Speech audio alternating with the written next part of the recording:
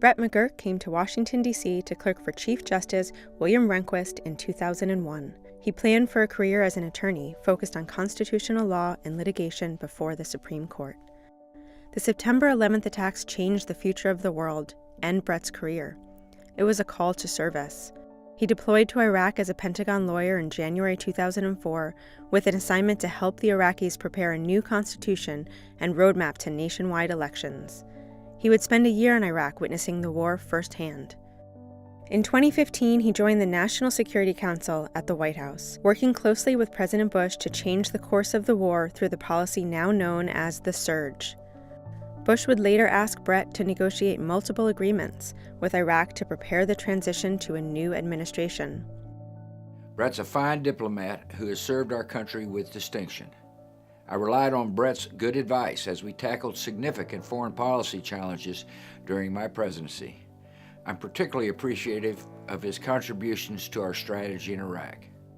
During the Obama administration, Brett was appointed Deputy Assistant Secretary of State for Iraq and Iran, and in 2013 began to warn about the rise of ISIS in the vacuum that had opened up in Syria. He was in Iraq when Mosul fell to ISIS in early June 2014. As the senior diplomat on the ground during this crisis, he helped organize an evacuation of embassy staff and worked with President Obama, Vice President Biden, and Secretary Kerry on developing the U.S. response.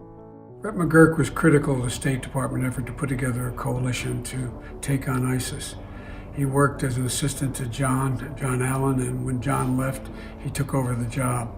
And one of the things I want to comment on, I've spent a lot of time in Iraq, and I not only admire his leadership and his moral courage and his ability to keep personal relationships with all the major players there. They trusted him, but also his physical courage, going into places that most people wouldn't venture. And so Brett McGurk, we owe him a great debt of gratitude. I'm glad he's back. I'm glad I get a chance to work with him again. But I tell you what, he's one of the best I ever served with, one of the best I've ever worked with. And he did a great job for the United States of America. He would ultimately help lead efforts to build the largest coalition in history, with 75 countries and 4 international organizations joined together to fight ISIS. Brett traveled regularly to the front lines in Iraq and Syria to help coordinate the campaign to fight back against the barbarism of ISIS. This campaign ultimately led to the defeat of the ISIS terrorist state, and those responsible for murdering James Foley and other U.S. citizens are dead. Brett McGurk had a spirit of collaboration with the U.S. military that made certain that diplomats were always in the lead, but they spoke from a position of strength thanks to the trust he inspired in his comrades in arms in the Department of Defense. And it was probably the most complex security situation I had seen in 40 years of service. And he was masterful. Brett took it on and we never missed a beat.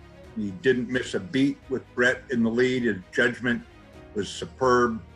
And as a result, the enemy paid a price that they had to pay if we're going to keep these civilizations alive with a kinder rule than the rule of the jungle.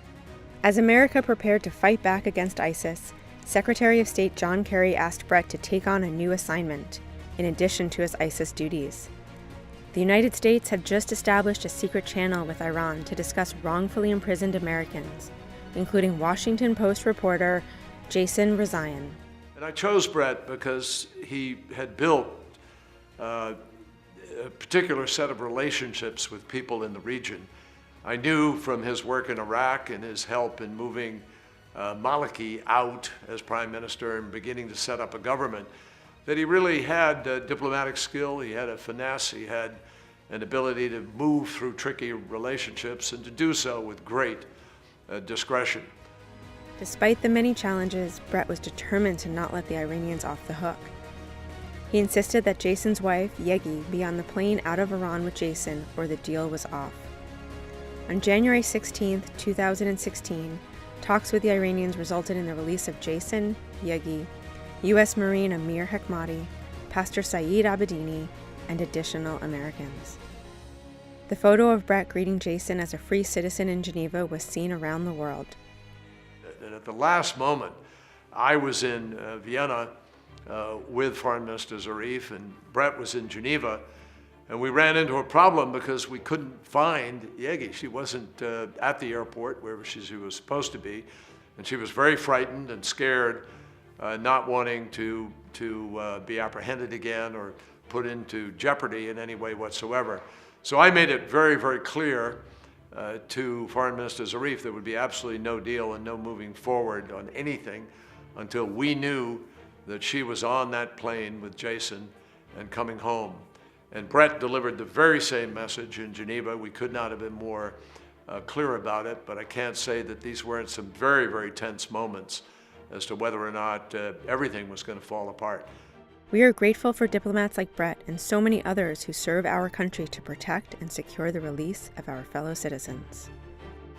As everyone knows, Brett McGurk has made incredible contributions to our country, but as one of the people who's been most directly affected by his diplomacy, I just want to say thank you to he and his team for bringing me home, because without him, I'd probably still be in prison.